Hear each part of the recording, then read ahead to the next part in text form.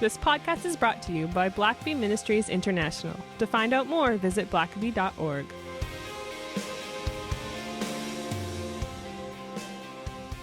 Well, welcome everyone to the Richard Blackaby Leadership Podcast. It's my pleasure to be your host. My name is Sam, and I am hosting Dr. Richard Blackaby. Well, it's my pleasure to be with you as well, Sam. Good. Happy almost Christmas. Merry Christmas. Yeah, I can't believe we are just about halfway through December. Yeah, I got to watch your little 3-year-old kick off the Christmas extravaganza at our church this past weekend. Yeah, that was kind of a neat experience. They came huge and filmed screen. There's my little 3-year-old granddaughter, and she did not care at all about that. She was just there for the ballerinas. Yeah, so she got a good dose of that too. Yeah, so it was fun. It's kind of a strange feeling having like your kid and like part of your house like in a thing in front of all those people, but I thought it went really well. The whole program was good. So. Well, both your daughters are absolutely stunningly beautiful, and I have a feeling they are going to be used in many a pageant in years to come. I guess this means I need to create an IMDb page for our oldest, so that start listing her credits. Yeah. She's already been a bridesmaid at least 3 weddings. Walking down the aisle and nailed it every time. So there's a few more opportunities in my side of the family to. Her first was at 2 years old. I just don't know that I would trust a wedding to a 2-year-old. But that was particularly. She nailed it. She did. She did a great job, but we were very, very nervous about that one, for sure. Well, as we come into the Christmas season, it's there's lots of opportunities to hear the Christmas story. It's my favorite time of year. We've got our house decorated and everything, and one thing I think that I think we often reflect on during this time of year is looking back at Scripture and seeing what is it that actually pleases God, and maybe we just we focus in on the baby in a manger, and we like to get all the warm fuzzies this time of year, but I think it's important to also see through Scripture what is it that actually pleases God, like what does He care about? Well, it's interesting because every Christmas time we're always frantically trying to think, what would someone like for Christmas? What gift would you buy them? And I have farmed most of that out. Like a good leader, I've delegated that to my wife, and so she does most of the shop. Now and then I'll just think of something really cool that I need to get for somebody, but for the most part, that is her. I'd say you delegate most spiritual gift. Most of your Christmas shopping is not done by you. If I were doing it, we'd be spending a lot less. But but she does that, and oranges and socks. Yeah, right? And then I have to. I enlist your wife to help me shop for my wife, and so that's the one time where I have to at least delegate to someone else to get the work done. But I appreciate your wife doing the leg work and finding. I know she knows what Lisa would like, and your wife's got good taste. So I think she did well this year. So. Yeah, so that's good. I think Lisa will be happy with the things that you got her. But it is in a sense. Every time you buy, like now, I try to get something for my wife that will be kind of special or nice, or you put some money into some things if it's like jewelry or something, and then you kind of hold your breath when she's opening it up, hoping she just doesn't look at it and say, "Oh, whatever made you think to get me to?" That's interesting.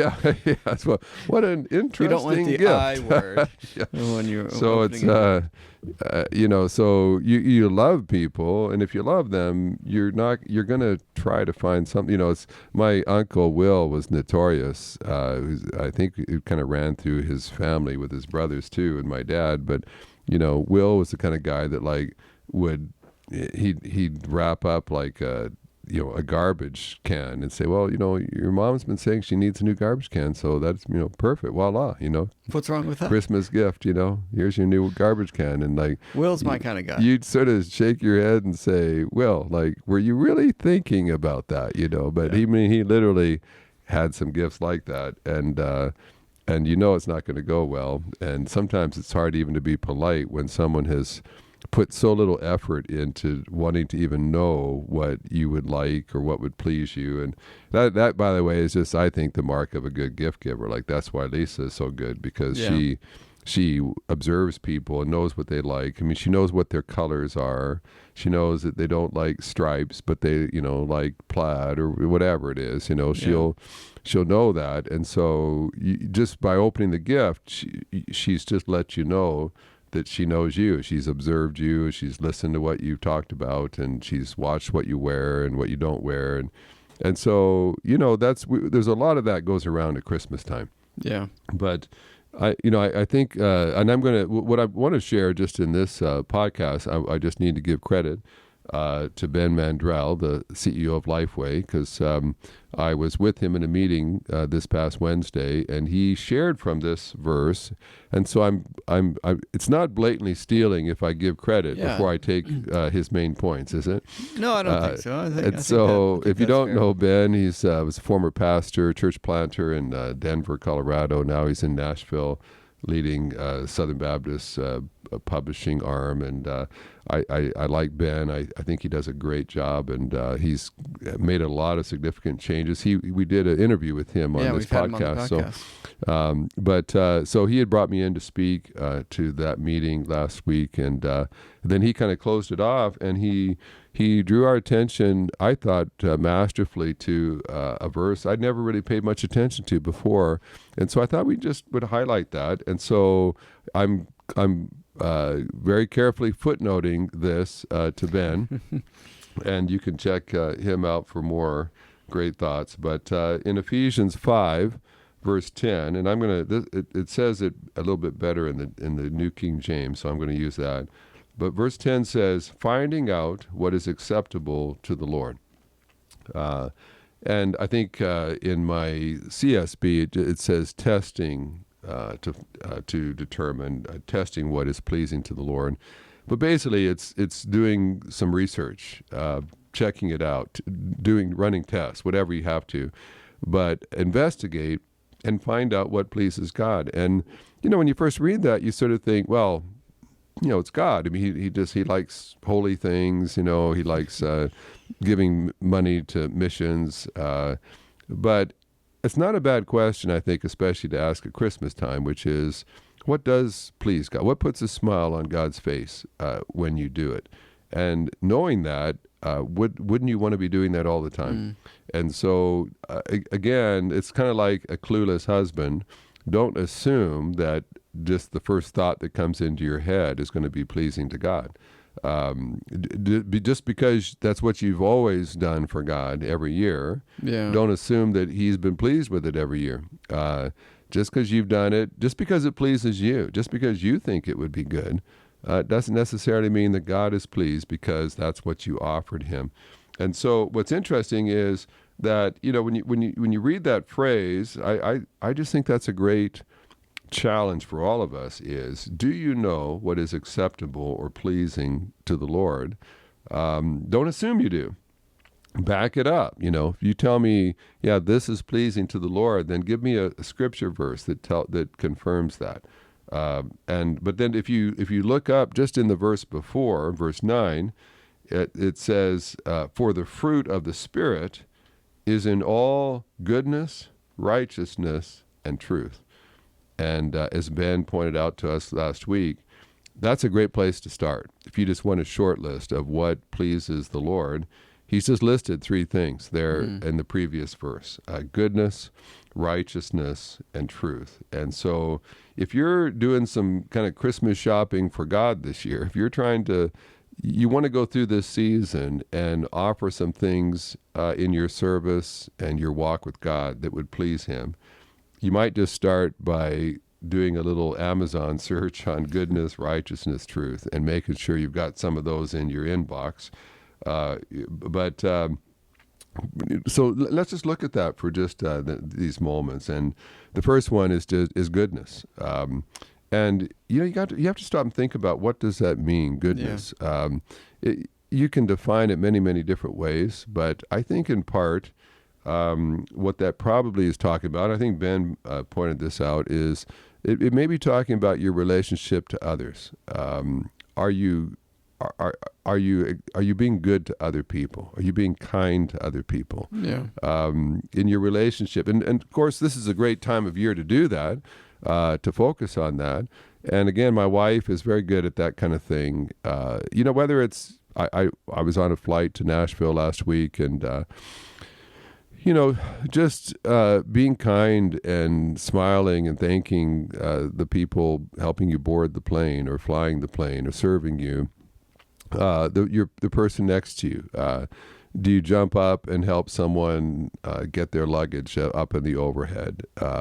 When you're checking in, when you're at a restaurant, Lisa, just every year she leaves a little gift for our mailman, and so we actually got a thank you note from our mailman yesterday or Saturday,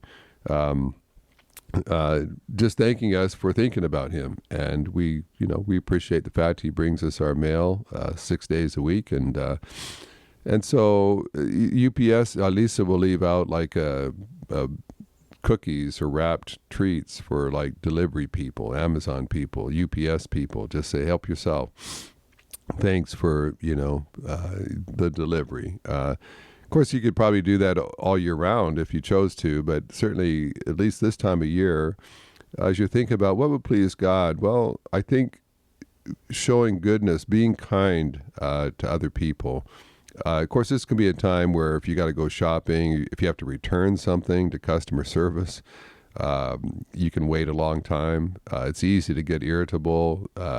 You went to the store to get something and that shelf is totally barren. It's all gone. It's like getting children's medicine these days. And so you angrily, have a little fit with some poor store clerk that's just trying to, help people with what product they still have in stock. Yeah.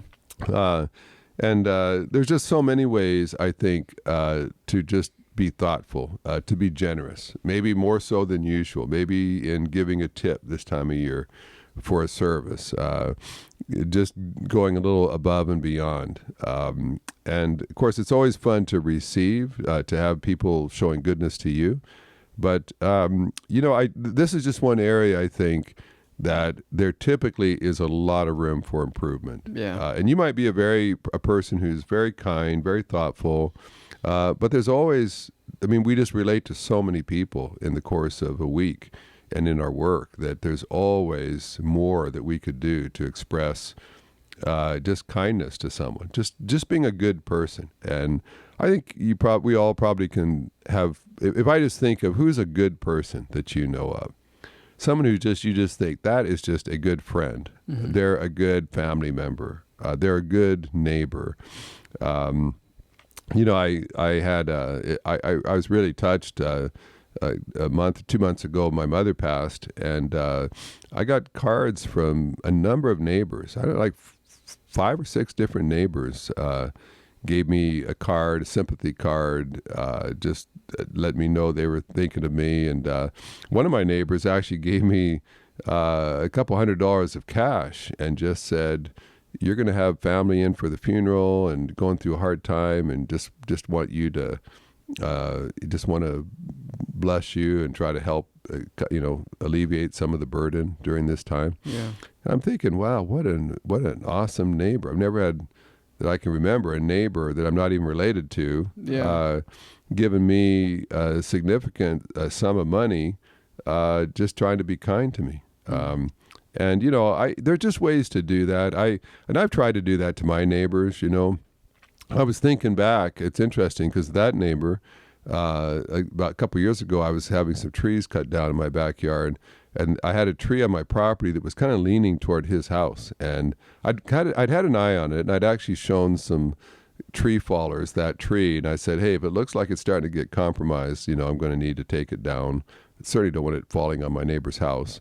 And so when they're cutting down other trees in my backyard, that neighbor comes over and he points to that tree and he says, hey, he's real nice about it, but he's like, you ever thought about that tree? If you ever want to cut that down? And I said, yeah, I know it's kind of lean. I said, I've had my eye on it. I said, I maybe while I've got these fallers here, maybe it might just be good to go ahead and get that taken down too. I hadn't planned on it. That's going to add to the cost, and I checked with the head tree faller, said, hey, how much for just adding that tree into the mix here? I think it was like $400. And so I told my neighbor, hey, listen, I'll get it taken down today. And so it's on my property, it's my responsibility. But he actually said, hey, well, if I'm asking you to do it, he said, I'll be willing to pay half the cost for you. And I don't know, that would have been fine. But I just, on that occasion, I'm already paying this guy a lot of money anyway for following my other trees. So I just said, hey, don't worry about it. I got it. And I would want to be a good neighbor. Well, so that would have been $200, that he would have paid to help with that tree. And so a couple of years later at my mother's funeral, he finds a way to say, here's $200. Well, and I think the interesting thing about that is that $200 a couple of years later is so much more significant and meaningful to you, and it makes such a difference in your life. It would have made a difference if you had done it at the time, but it wouldn't have been as significant of a gift. And, right. So that's kind of cool. It's funny because like I came home actually from a trip to Thailand. I'd raced over there, came back after my mother passed, and her funeral's in 2 days, and I've got a house full of family ravenously eating us out of house and home. And I see all this Chinese food that they'd ordered, and I'm like, that was fine. We had to feed them, but I'm like, wow, like there's just boxes of Chinese food leftovers in our fridge. And then I'm like, well, I don't even want to know what that set me back on. And then someone told me about this money from our neighbor that basically had helped cover the cost of that. And, people don't always reciprocate. You have to be a good person, not because you want them to be good to you later. But there is just something about saying, I just want to be a good person. I just know that it honors God when I'm kind to people, to my neighbors, to my colleagues, and I'm not keeping score. I'm not being kind just for what I get back. It's because I want to be a kind person. I want to be a good person. And so it brings joy to God when you can just be that kind of good person. And so, of course, as we get to the end of the year, not a bad thing to say, God, as I go into the next year, being a good person, embracing goodness into who I am and what I do honors you. And so help me to take that to another level. It doesn't mean there's nothing good about me now. Yeah. I just know there could be more. Well, and I think before we go to a break here, just that idea of being a good person, when you break that down into what does that look like each day, that's over time, that's how you become a good person. Yeah. Because I think it's easy to, and especially you get to New Year's resolutions and that kind of stuff. And it's like, well, I want to just, lose weight, or I want to be better at this. And like you can't measure. That's hard to measure, and it's kind of nebulous. But when it comes down to it, like, when I see so-and-so, I'm going to say this, or like, give me the opportunity to be a good person today at work. And if you are a good person, you will do good things. And I know people that think that they're a good person, but if you said, well, where's the evidence? What do you do? How did you bless any of your colleagues at work here at the Christmas Eve? Did you give them a gift certificate to some place? Or, well, no, I didn't actually do anything, but I've always viewed myself as a good person. Well, if you were a good person, you would be doing good things. And so, so like as you said, sometimes just start to, but at the same time, if you just start making a habit of doing good things, it does affect you. And I think ultimately you begin to have real joy in being good and being kind to others. Yeah. Well, let's take a quick break and we'll wrap up when we come back.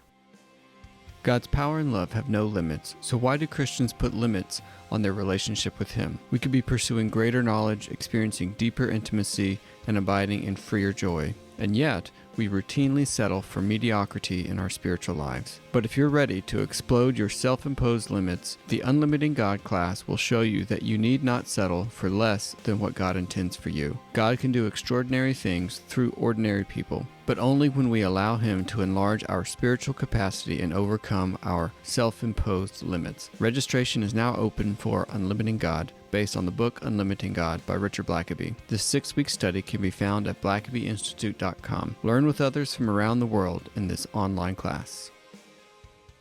Well, I like breaking down sort of big concepts into just sort of actionable steps and to be a good person, you do good things, and what does that look like throughout your day, and how can you make that part of your being, essentially. Yeah. And I think that's what it takes to integrate some of these things into our lives. And I know goodness was first up on the list, but you've got two more as we try and land this plane in the next few minutes. And the second one is righteousness. And as Ben Mandrell, as he was talking about this the other day, he said if goodness is kind of talking a bit about your relationship with others, then righteousness is talking about your relationship with God. And so God delights in things being right between you and him. Mm-hmm.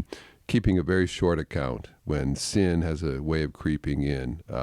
Maybe you just got some angry thoughts, some unkind thoughts toward other people, or maybe you just neglected your quiet time. Your prayer life has just been kind of harried here of late with so much year-end stuff you've been stressing out about.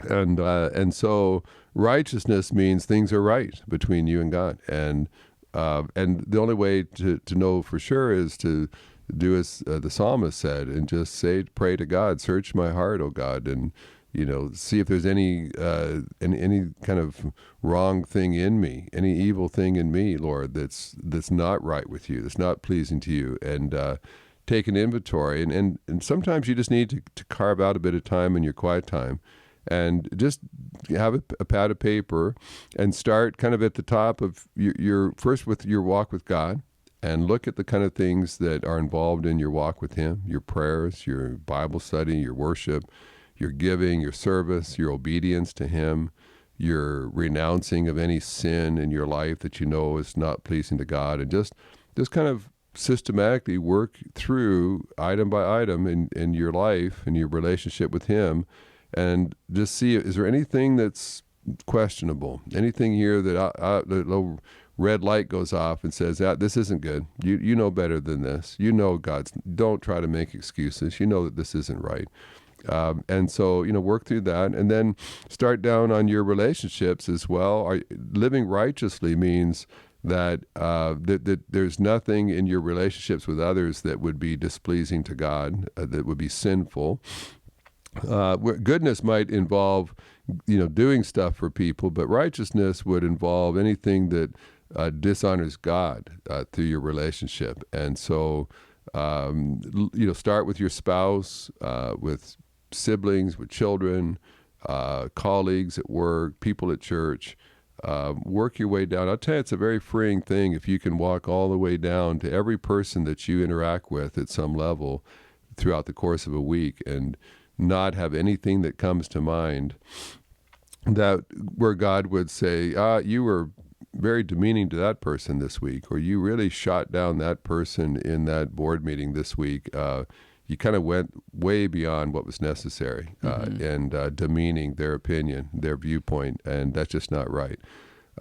You poke fun at someone at work, and now that you recall, they didn't laugh about it. They actually, things kind of went silent. You were just joking, but you just may have hurt somebody. Do you want to just go through the Christmas holidays knowing that you were rude to someone, even if you didn't mean to, but they took offense, they were hurt by that? And so take an inventory to say righteousness pleases God. Mm-hmm. And it doesn't matter what you think. It doesn't matter what, I didn't mean to hurt anybody. I was just joking. I wasn't serious. Is everything right in your life between you and God, between you and others?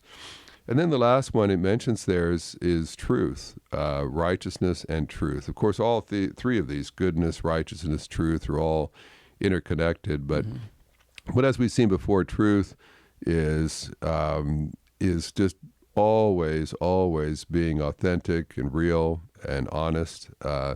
And I think that the Christmas season is certainly a good time to be truthful. And that doesn't mean that you're being truthful necessarily about other people.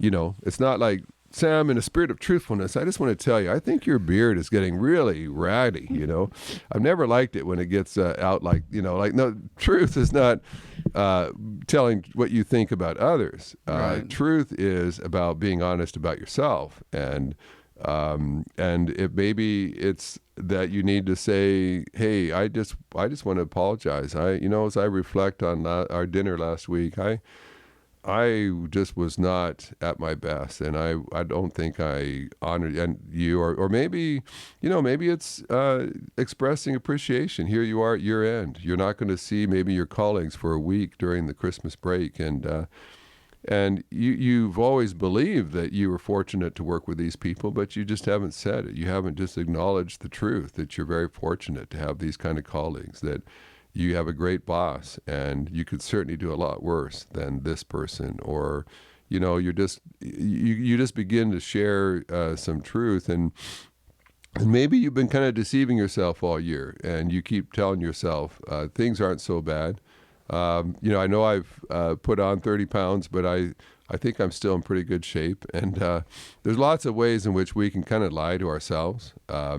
And I've heard someone say, I think it was Carey Nieuwhof in one of his books recently, that just said the most sinister lies we tell are the ones we tell to ourselves.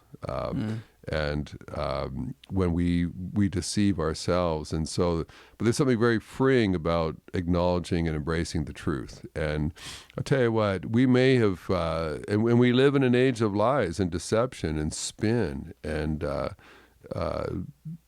sort of marketing and spinning a certain truths to sort of fit our narrative, our agenda.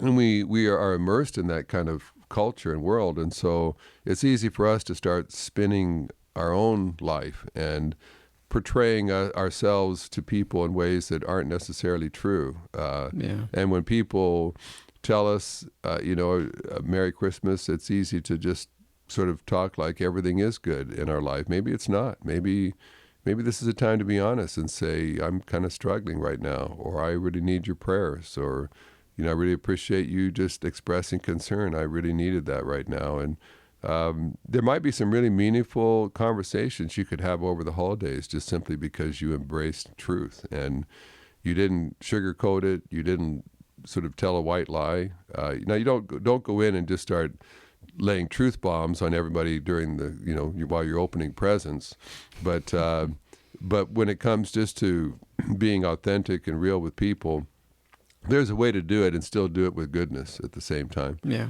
Where you're not dumping on people, but you're perhaps acknowledging the truth of situations, and of course when you seek God's truth, part of God's truth is not just always to say this is bad, but God's truth always has a solution. It always has a way to make amends. And so don't just say, hey, the truth is, I think that you and I really don't like each other. Truth is, we have creative differences. Yeah. Embrace God's truth, because God will also tell you the truth of how you can reconcile, how you can make amends, how you can love your brother, even when you have a lot of differing opinions. And so if you're going to embrace truth and share truth, make sure you share all of the truth, not just the front end truth. Yeah.